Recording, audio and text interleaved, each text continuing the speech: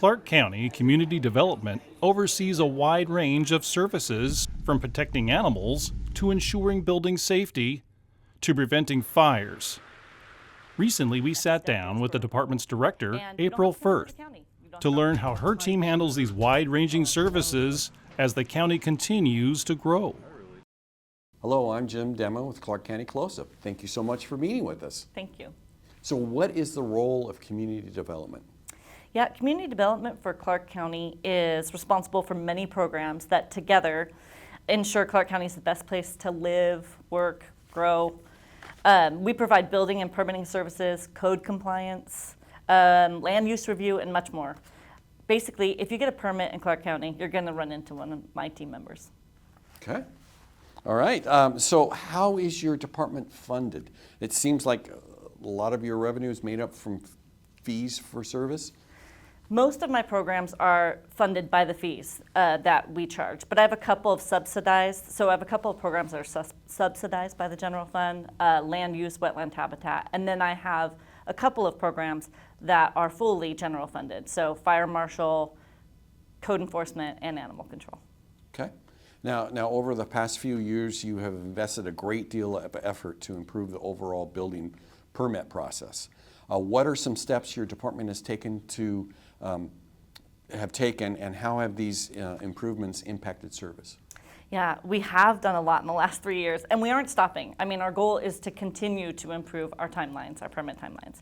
But we've set up appointments so that every person that applies for a building permit has a 30-minute appointment with a permit tech. So they're either going to get you, if you're not all the way with an acceptable permit application, they're going to get you to that, or they're going to get you really close. You might have to have another appointment, but we're going to help you through. The permit process can be complicated, and we want to make sure that you have somebody with you to help you through that. We also put in place auto issuance. So once the reviews are done and the permit is paid for, it'll auto issue to you. So you don't have to wait, come into the county and wait.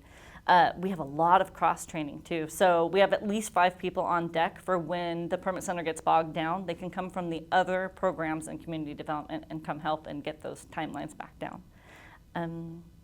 When I first started in the permit center in February of 2021, it took 20 to 26 weeks to get a building permit out. And we're at 7 weeks right now, which is a little high for us, but we just had a code cycle, so we had a rush of permits trying to get into the old code cycle. So that will come back down. We'll average 4 to 5 weeks to get a permit.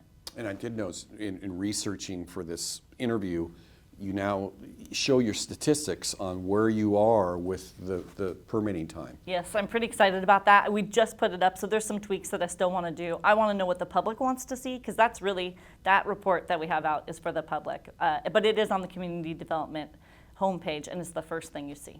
Great. The department also initiated E-plans a couple of years ago. You know, for most people, what are E-plans and how has it improved the process? E-plans is an electronic way of submitting permits, and for community development, all of our permits are done electronically now. So no more paper. I think uploading documents has been tough for applicants to get used to, but once that is done, the ease of which we can review and multiple reviewers look at a permit at the same time, it has improved our timelines and the process. You can also see revisions in real time. So no more having to wait to find out what the next step is for approval. And you don't have to come into the county. You don't have to pay for parking. And you don't have to wait in line to get your permit. Great. It auto issues for you, so you can do it at home. Great. This year, you started Learning Labs. Can you tell us, the viewers, about this program and how people can watch these sessions? I would love to. The idea of Learning Lab came out of, I challenged my staff to find different and new ways to do public outreach, and I had a permit center staff member who this was her idea, and then we just built it to what it is today from her idea. So it's a series of 1-hour-long training sessions, and we used the most frequently asked questions for the last 2 years, and then each program built their own training program based on those frequently asked questions. So we've already done one about the building permit process, we've done one about adult family homes, and then last month we did how to protect your home from fires and also the most frequent causes of fires in Clark County. So this Thursday is the development engineering group is going to teach one about stormwater. These sessions are designed to help the public and the most frequently asked questions, but we have found them useful also as a training tool for our own staff. And because CVTV is actually recording and producing them, we keep them available to everybody on our website at clark.wa.gov under Community Development, and then there's a Learning Lab tab. Personally, having directed a couple of those, they're very in-depth sessions. So really, if you want to know like how to get an adult family home, you can find out all the information by watching one of these. Yeah. And we also link up the PowerPoint slides so they can get direct links to the information you're providing. Right, and in the PowerPoint slides, we actually put the direct links so that anything we talk about, you can follow through with those. Yeah. Great. Your department also oversees animal protection and control. The summer heat is especially difficult for pets. Right now it's a beautiful day. It's mid-June. It's going to get a lot warmer. What are some recommendations you have for keeping your pets safe this summer? Yeah, so as the weather warms up, please remember pets get dehydrated quickly. So providing lots of fresh, cool, clean water and plenty of shade for them to escape to if they need to. Be careful not to over-exercise them and keep them indoors when it's extremely hot. Asphalt gets really hot and when the temperatures are high, so that can contribute to like burnt paws and increase in body temperatures. So for example, if it's 77 degrees outside, the asphalt can get up to 125 degrees. Wow. So know the signs of overheating before it becomes critical: excessive panting, difficult breathing, drooling, mild weakness, and collapse.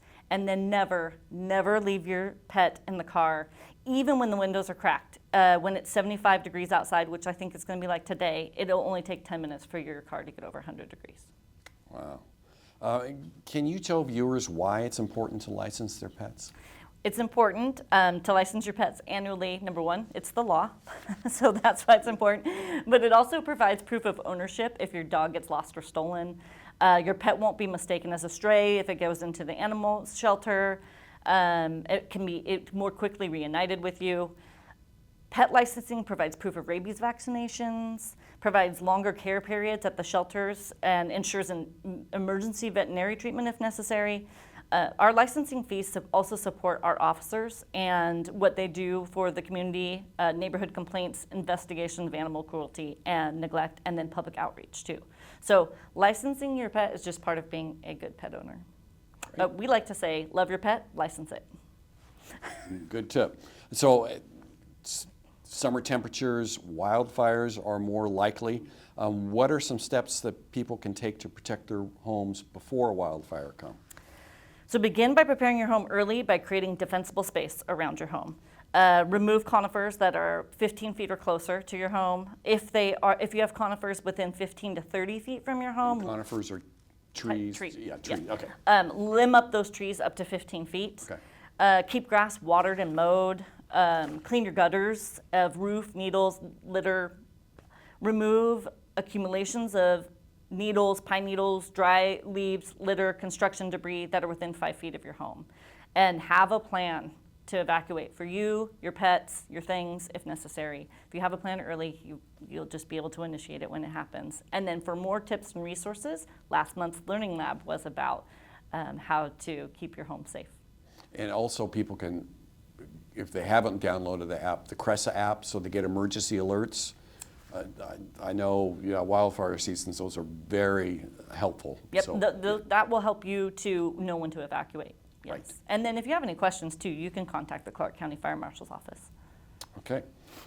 Now, your department also oversees the weatherization program. What types of programs are available to help people to increase the energy efficiency of their residences? And this can be in summer, winter. I love talking about weatherization programs. So the Clark County Weatherization Program assists over 120 income qualified households each year.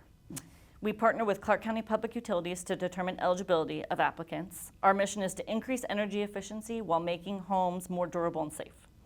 We insulate and air seal to save energy and provide comfort. We ensure healthy indoor air quality and eliminate toxic mold. We address slip, trip, and falling hazards, as well as other health and safety issues such as faulty water heaters, minor home repairs. In addition to the direct benefits, the program offers long-term benefits by preserving our low-income housing stock for our community. It is not always a well-known program, but this program actually saves lives. Okay. The county's population continues to grow while the funding and general fund continues to widen. What are some strategies you are using to keep meeting the service needs of this growing population? Our goal is to find more efficient ways to do our work. We are constantly evaluating processes and seeing how to eliminate steps. I'm always on the lookout for the way we've always done it and make sure we have a solid, relevant reason to continue to do it. I'm also looking at services we provide and making sure those services are still relevant. A lot can change in 50 years, not to mention in the last 5, so I think that's an important step as well. Great. Is there anything else you'd like to tell our viewers? Yes, come to our next Learning Lab. They happen every third Thursday of the month at 11 a.m. on the 6th floor of the Public Service Building on 1300 Franklin, or watch our Learning Labs online. And let us know what to do next year in our Learning Labs, because we designed this for the public, and so the public input is invaluable. Great. So about public input, if people want to check about services provided by community development or want to give input, where can they do this? The 2 easiest places, www.clark.wa.gov/community-development, or you can call us at 564-397-2375. Great. Thank you so much for meeting with us. Thank you.